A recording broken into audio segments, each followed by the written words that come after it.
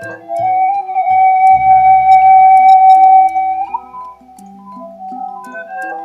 berbahagia, salam sejahtera, salam kemakmuran bagi para PNS, terutama adik-adik calon pegawai negeri sipil yang sementara mengikuti latihan dasar calon pegawai negeri sipil sebagai amanah dari Undang-Undang ASN tahun 2014. Pada kesempatan ini saya akan bercerita sedikit tentang etika publik. Nah, etika publik ini tentu saja merupakan hal yang harus kita ketahui bersama, karena dengan etika publik ini kita sebagai pegawai negeri sipil diikat baik secara internal ataupun eksternal untuk dapat bekerja dengan baik. Di dalam etika publik ini kita dapat mempelajari tentang kode etik aparatur sipil negara atau kode etik PNS, sikap perilaku yang harus kita tunjukkan dalam melaksanakan pelayanan, terutama di dalam memberikan pelayanan kepada masyarakat dan juga pelayanan internal PNS itu sendiri. Karena kita menyadari semua bahwa tidak ada orang yang menolak pelayanan yang baik, karena PNS adalah pelayan publik, maka harus memahami tentang etika publik ini.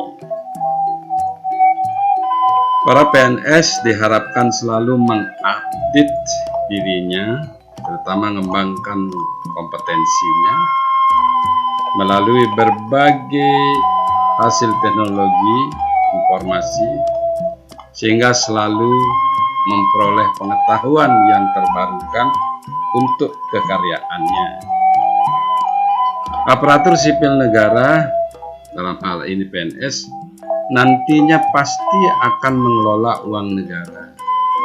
Oleh karena itu, dengan adanya etika publik, kode etik, etika publik yang mengarahkan atau mengikat PNS itu, maka dia akan dapat terhindar dari perbuatan melanggar hukum dan perbuatan yang tercela. Dan PNS yang melakukan pelanggaran hukum, korupsi misalnya, tentu akan mendapat ganjaran berupa pemecatan dari pembina pegawai negeri sipil itu. PNS telah diatur disiplinnya, hukuman-hukumannya sesuai dengan peraturan perundang-undangan. Oleh karena itu, seorang PNS harus terus berlatih untuk menjadi profesional, karena pada dasarnya tidak ada seorang pun yang lahir langsung pintar tanpa melalui latihan-latihan. Ada 3 pokok yang menjadi tugas PNS, namun kita akan lebih fokus kepada etika publik. Etika publik ini merupakan satu bagian dari aneka yang menjadi kurikulum latsar pada agenda 1, yaitu untuk membangun karakter dari PNS itu yang nantinya menjadi profesional dan berintegritas. Oleh karena itu, pokok bahasan ini hendaknya betul-betul dapat pahami, terutama kita harus memahami apa konsep etika publik itu yang menghasilkan kode etik. Kode etik adalah suatu pola aturan, tata cara, tanda pedoman etis di dalam melakukan suatu kegiatan atau suatu pekerjaan. Ada 12 kode etik aparatur sipil negara yang mohon sahabat PNS dapat mempelajari lebih lanjut dan memahami dan mengimplementasikan dalam setiap kekaryaannya. Demikian juga ada 14 nilai-nilai dasar etika publik yang menjadi landasan kita dalam bekerja untuk terhindar dari perbuatan cela dan dapat melaksanakan pekerjaan dengan cepat, tepat, dan taat kepada peraturan perundangan yang berlaku. Ada 3 dimensi etika publik yang harus dipahami, yaitu dimensi kualitas pelayanan publik yang tidak melakukan korupsi atau kecurangan, lalu dimensi modalitas yang terkait dengan etika, akuntabilitas, transparansi, dan netralitas. Lalu dimensi yang ketiga adalah memperhitungkan interaksi antara nilai masyarakat dan nilai-nilai yang dilaksanakan oleh lembaga-lembaga yang melakukan pelayanan publik. Ada 3 kompetensi yang dituntut kepada ASN untuk dapat dipahami, yaitu kompetensi etika, kompetensi kepemimpinan, dan kompetensi teknis, sosiokultural, dan pemerintahan.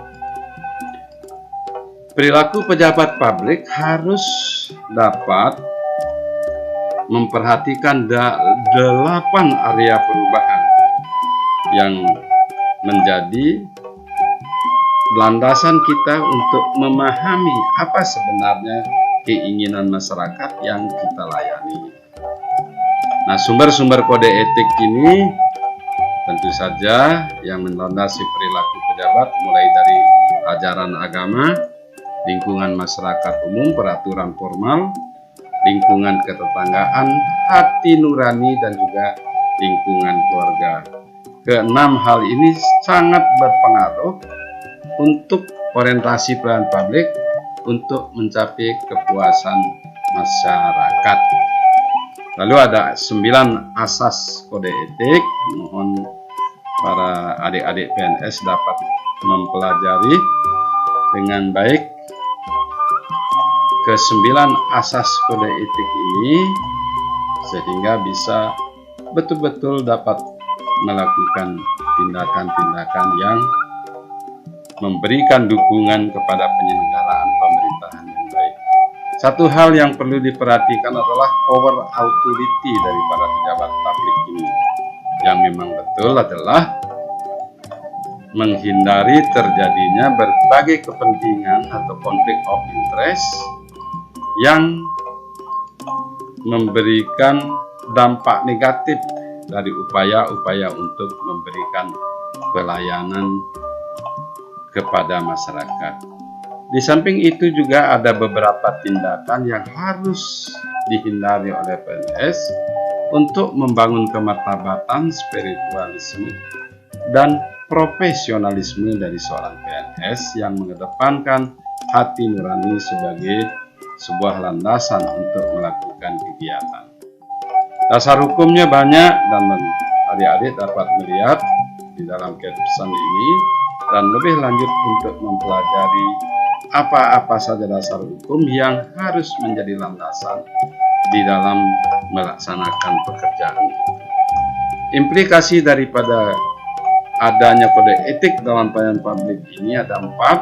Mohon kiranya dapat didalami, dan demikian juga ada aktualisasi aparatur sipil negara, misalnya pemanfaatan sumber daya publik, konflik kepentingan pengadaan, pengunduran diri pejabat, pengadaan tenaga, lalu pelantikan wali kota di penjara, pengunduran diri, melanggar hukum, perbuatan celah, dan lain sebagainya yang tentu saja akan mempengaruhi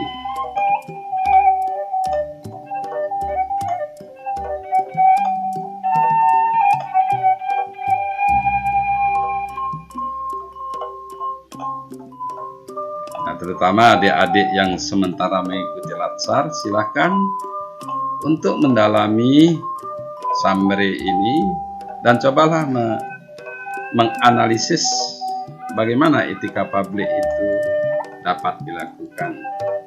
Harapan saya dengan implementasi etika publik menjadi cara pandang yang penting untuk membangun integritas dan profesionalisme PNS untuk menuju Indonesia maju. Saya kira demikian, terima kasih. Semoga PNS menjadi penyelenggara pemerintahan yang semakin baik sehingga mampu memberi dukungan kepada Indonesia maju. Sekian dan terima kasih. Salam sejahtera dan salam sehat untuk kita semua.